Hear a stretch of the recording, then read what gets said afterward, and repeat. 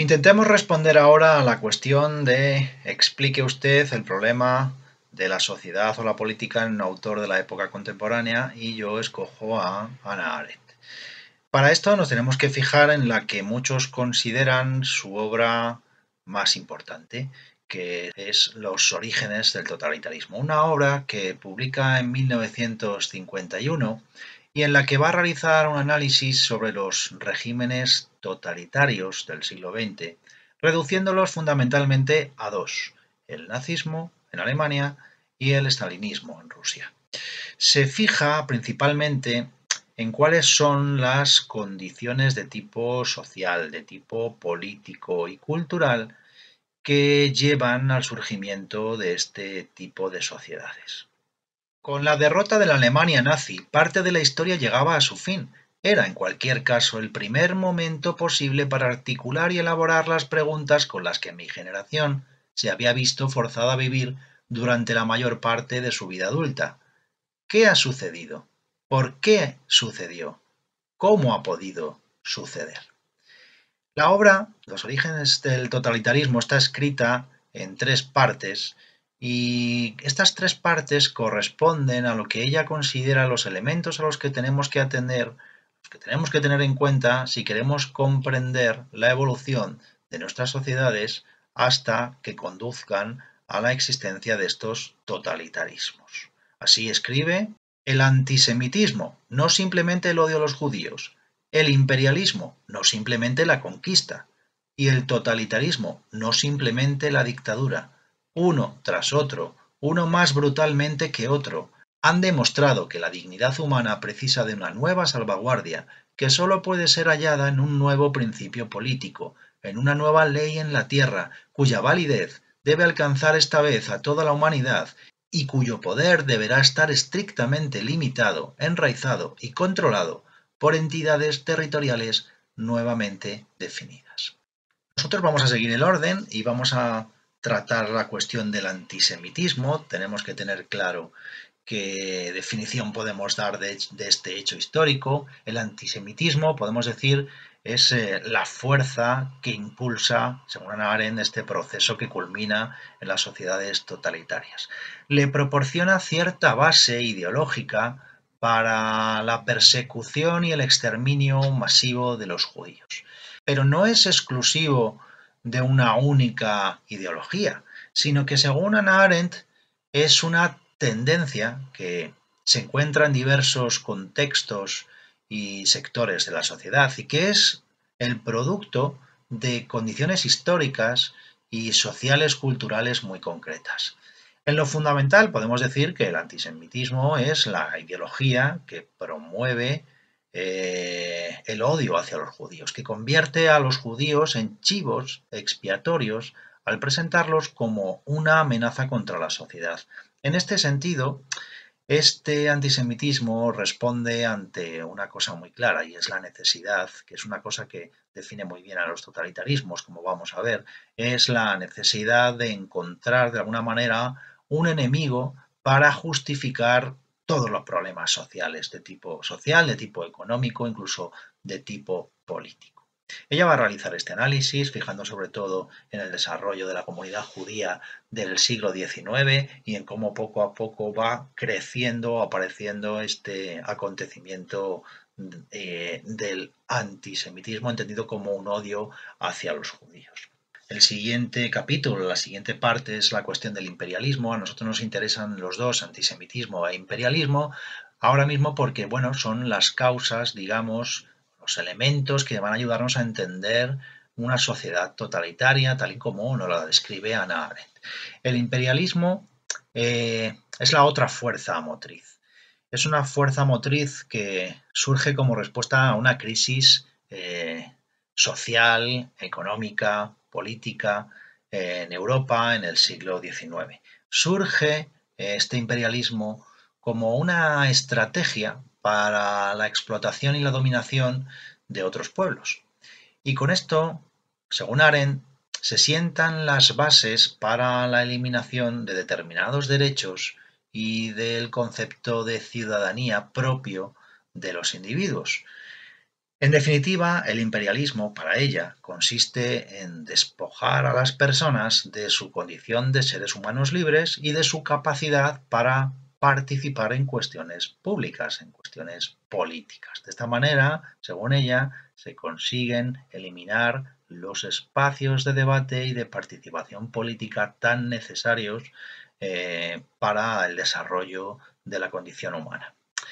Además, en el imperialismo tiene lugar, de alguna manera, el desarrollo de un concepto que también va a explicar mucho acerca de los totalitarismos del siglo XX y ese es el concepto de racismo.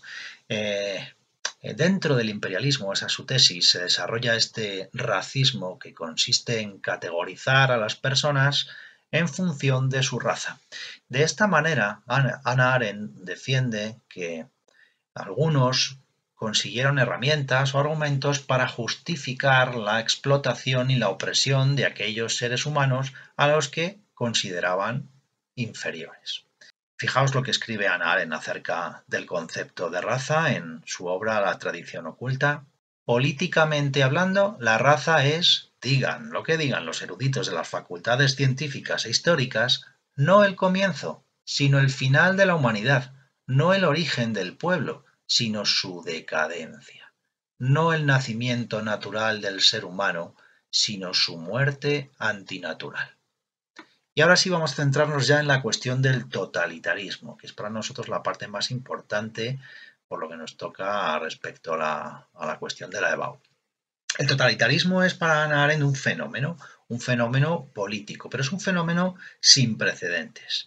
Es muy diferente de otros fenómenos que han sucedido a lo largo de la historia humana, de otras formas de gobierno que los seres humanos han conocido a lo largo de su historia, porque nosotros seguramente estemos pensando en las dictaduras. Y sin embargo, Hannah Arendt va a hacer una clara distinción entre lo que significa una tiranía o una dictadura y un totalitarismo. Son cosas diferentes. ¿Por qué? Porque para ella el totalitarismo representa una ruptura radical con algunas de las categorías morales y algunas de las ideas políticas que tradicionalmente los seres humanos habíamos conocido.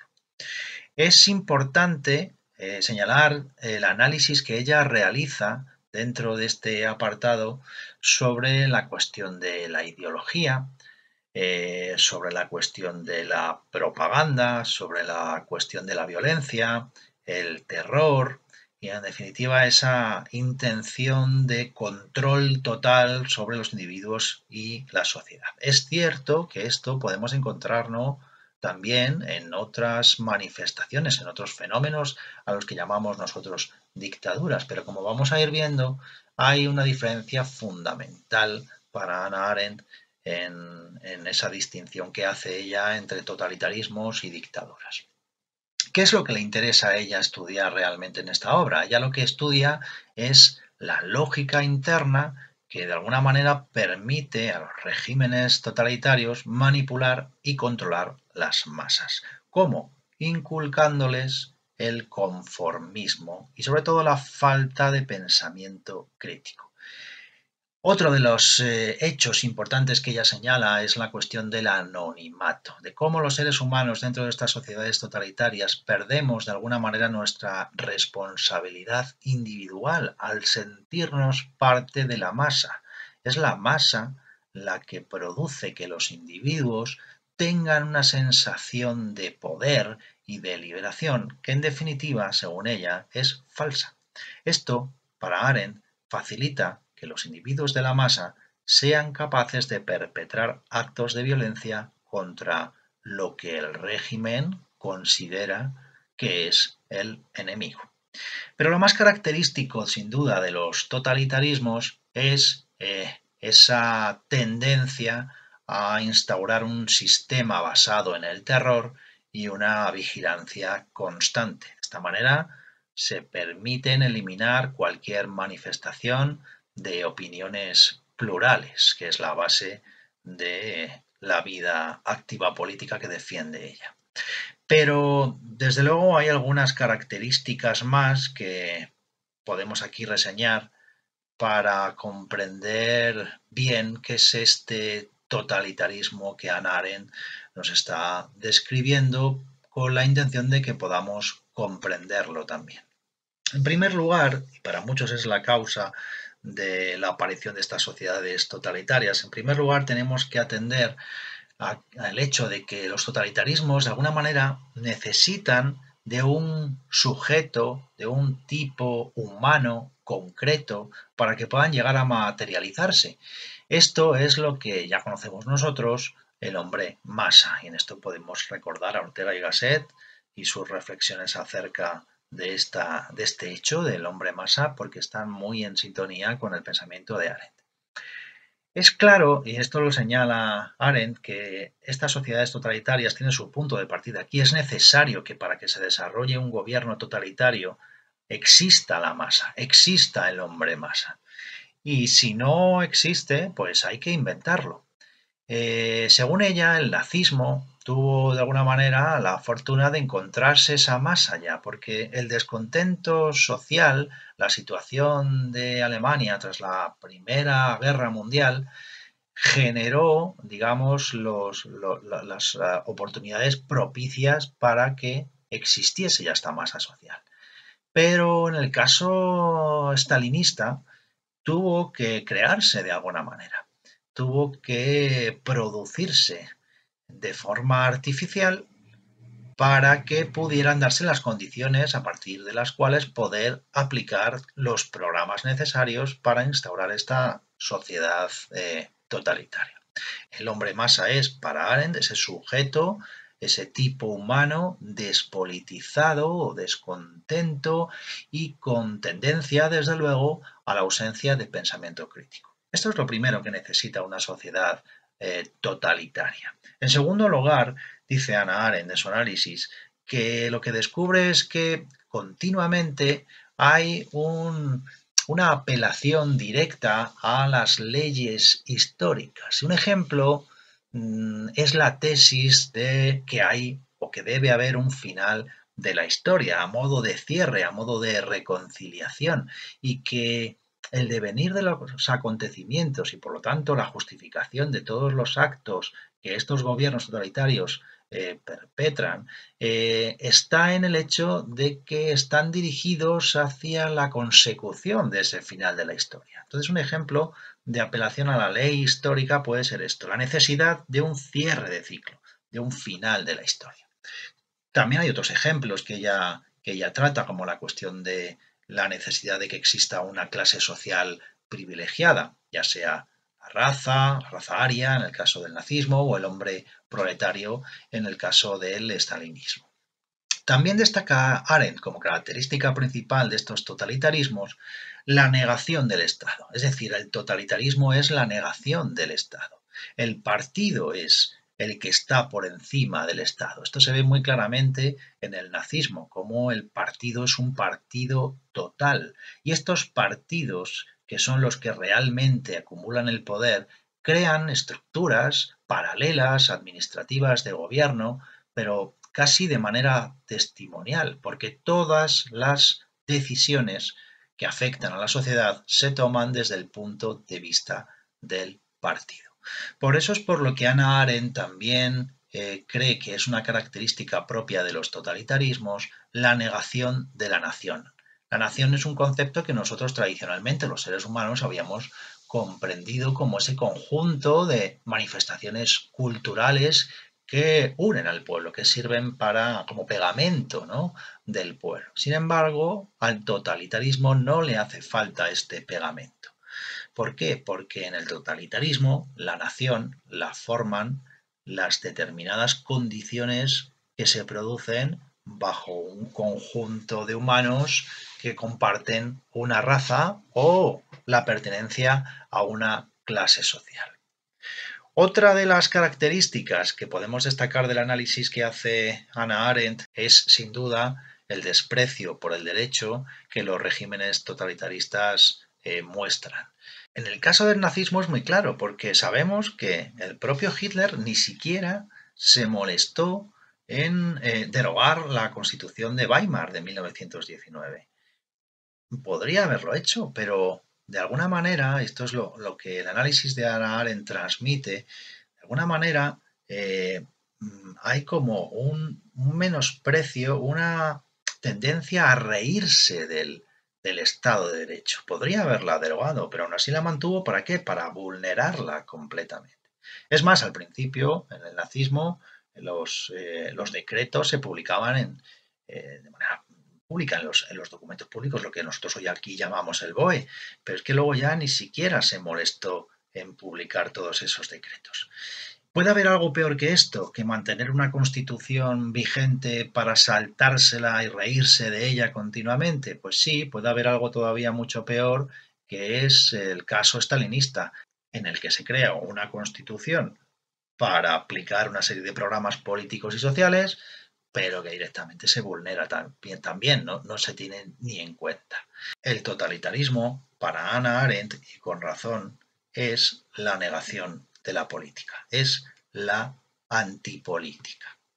Y otra de las características en las que nos tenemos que detener es en la idea de que en estos totalitarismos no se admiten disidencias internas. En este sentido, ella dice algo muy interesante, algo así como que los totalitarismos, los gobiernos totalitarios funcionan casi como sociedades secretas en las cuales todo es opaco. Nadie sabe cómo funciona todo por dentro, ¿no? Estructuralmente.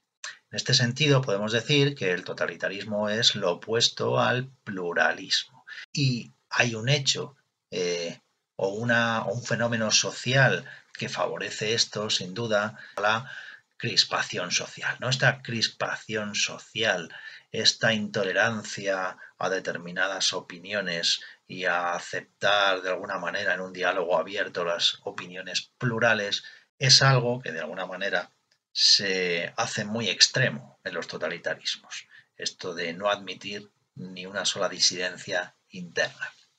Por último, ya lo hemos nombrado al inicio, la característica fundamental que el análisis de Hannah Arendt nos muestra sobre los totalitarismos es esa tendencia a la supervisión y a infundir el terror en la población. No solo porque sea el sistema el que infunde ese terror y el que practica la supervisión, sino porque estos sistemas totalitarios funcionan de una manera que convierten a los ciudadanos en policías secretas. Y de esta manera todos los individuos se encuentran bajo sospecha. El temor a ser denunciado entonces ante las autoridades hace que los individuos se denuncien entre ellos, se conviertan en sus propios policías y denunciantes de sus conciudadanos.